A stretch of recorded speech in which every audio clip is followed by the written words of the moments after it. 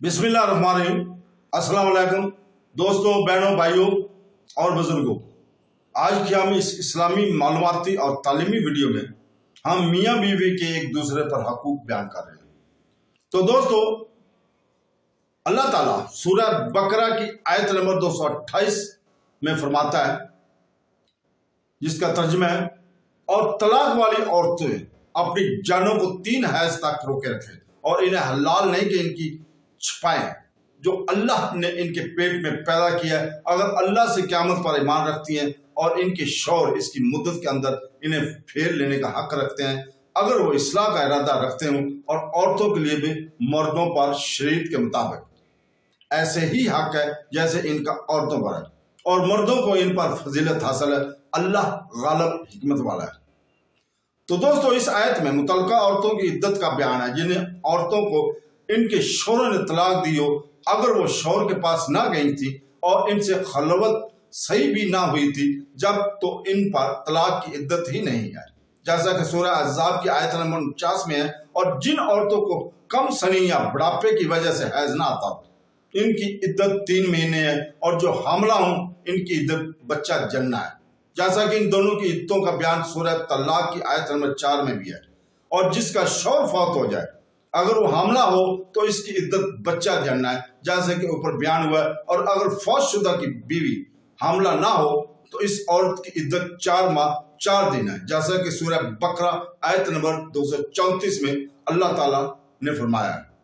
मज़कूरा वाला औरतों के अलावा बाकी जो आज़ाद औरतें हैं, यहाँ इनकी इद्दत और तलाक का बयान है कि इनकी इद्दत 3 हैज है। जिस चीज का छुपाना हलाल नहीं, वो हमल और हैज का खून है। इनका छुपाना इसलिए हराम है कि इनके छुपाने से रुजू करने और औलाद के बारे में जो शोहर का हक है वो ज़ाया होगा। यहाँ बतौर खास ईमान का तज़किरा करके ये समझाया है कि ईमान का तकाजा ये है कि अल्लाह ताला के हर हुक्म पर अमल किया जाए, लिहाजा हर नेक अमल को ईमान का तकाजा कह सकते हैं। शोहरों को रजई तलाक में इद्दत के अंदर रजू का हक हासिल था। आयत में लफ्ज से यह भी मालूम हुआ कि तलाक रजी में रजू के लिए औरत की मर्जी जरूरी नहीं, सिर्फ मर्द का रजू काफी है।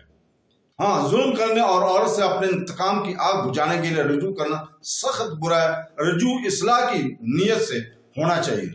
अफसोस कि हमारे यहाँ इस जहालत को भी कमी नहीं। बीवियों को जुल्म और सतम और ससुराल से इंतकाम लेने का जरिया बनाया जाता है। हत्ता के बाज़ औक़ात तो शादी ही इस नीयत से की जाती है और बाज़ औक़ात रुजू इस नीयत से किया जाता है। सब ज़माना जाहिलियत के मुशरिकों के अफ़ाल है, और औरतों के लिए भी शरीयत के मुताबिक मर्दों पर ऐसे ही हक है जैसे औरतों पर है। यानी जिस औरत पर शौहरों के हकूक की अदायगी वाजिब है, इसी तरह शौहरों पर औरतों के हकूक पूरे करना लाजम है। आयत की मुनासबत यहाँ हम शौहर और बीवी के चंद हकूक बयान कर रहे हैं। शौहर पर बीवी के चंद हकूक हैं। नंबर 1, खर्चा देना। नंबर 2, रिहाइश मुहैया करना। नंबर 3, अच्छे तरीके से गुजारा करना। नंबर 4, नेक बातों, हया और पर्दे की तालीम देते रहना। नंबर 5, इनकी खिलाफ वर्जी करने पर सख्ती से मना करना। नंबर 6, जब तक शरीयत मना ना करे हर जायज बात में इसकी दिलजोई करना। नंबर 7, इसकी तरफ से पहुंचने वाली तकलीफ पर सब्र करना, अगरचे ये औरत का हक नहीं।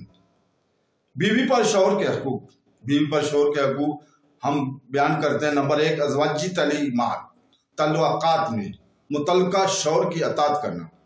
नंबर 2, इसकी इज्जत की सख्ती से हिफाजत करना। नंबर 3, इसके माल की हिफाजत करना। नंबर 4, हर बात में इसकी खैर ख्वाही करना। नंबर 5, हर वक्त जायज अमूर में इसकी खुशी चाहना। नंबर 6, इसे अपना सरदार जानना। नंबर 7, शौहर को नाम लेकर ना पुकारना। नंबर 8, किसी से इसको बिला वजह शिकायत ना करना। नंबर 9, और खुदा तौफीक दे तो वजह होने के बावजूद शिकायत ना करना। नंबर 10, इसकी इजाजत के बगैर 8वें दिन से पहले वालिदैन या इसके साल से पहले दिगर मुहर्रम के बहा ना जाना। नंबर 11, वो नाराज हो तो इसकी बहुत खुशामद करके मनाना। मर्द और दोनों के एक दूसरे पर हकूक है, लेकिन मर्द को बहरहाल हक औरत पर फजीलत हासिल है और इसके हकूक औरत से ज्यादा हैं। तो दोस्तों, अल्लाह ताला से दुआ है कि वो हमें कुरान पढ़ने, उसकी तफसीर पढ़ने और उसको समझने और उसके ऊपर अमल करने की तौफीक अता फरमाए। آمین سم آمین. اللہ حافظ.